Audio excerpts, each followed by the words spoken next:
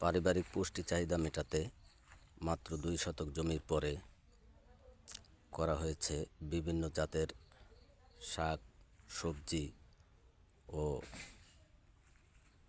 রান্নার উপকরণ।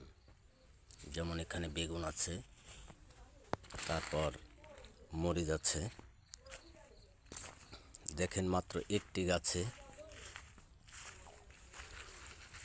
উঠতে ধরেছে এত পরিমাণে যে অবাক হয়ে যাবেন যে একটি গাছের প্রত্যেকটা ডগায়, প্রত্যেকটা পাতার কোণ থেকে উঠতে সারি সারিবদ্ধভাবে দাঁড়িয়েছে।